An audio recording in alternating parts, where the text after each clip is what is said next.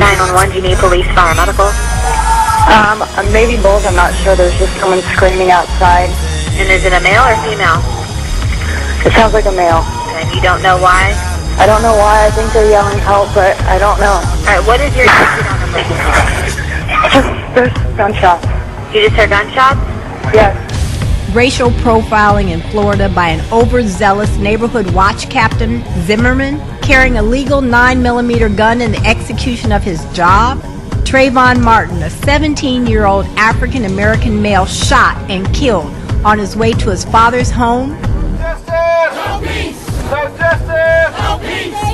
My name is Kata Lindsay. I'm with the Answer Coalition. I'd like to welcome you all here. I'm Reverend Eric Lee of the Southern Christian Leadership Conference, Dr. King's organization. And it's unfortunate that the fight we engaged in 50 years ago, we're engaging in today. Justice for Trayvon. But faith without works is dead.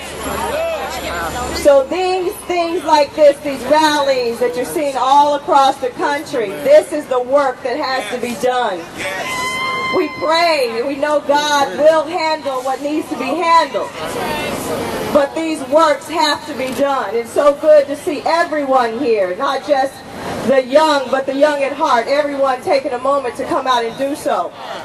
When you were a young boy, 140 pounds, and somebody comes up to you and say, what are you doing in this neighborhood? And he asked you, why were you following me?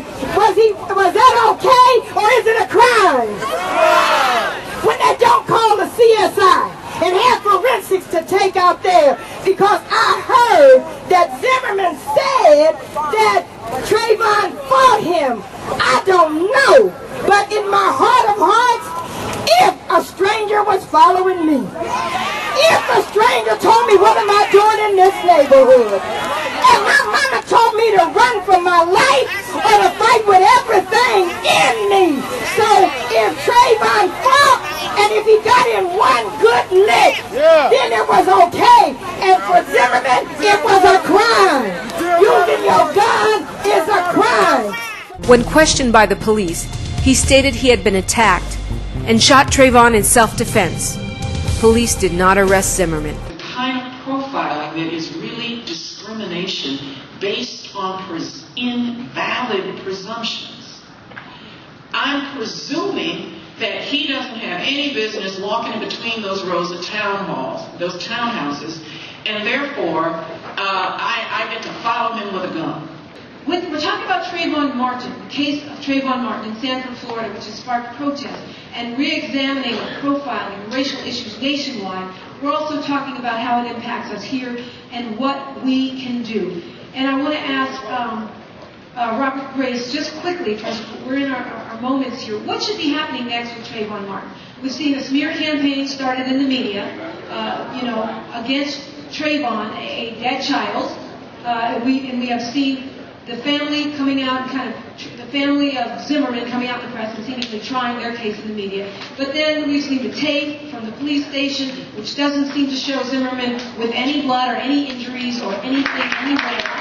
And so it seems like anything trying to media. What should be happening next as we dial back and let justice take its course? What should we be looking for?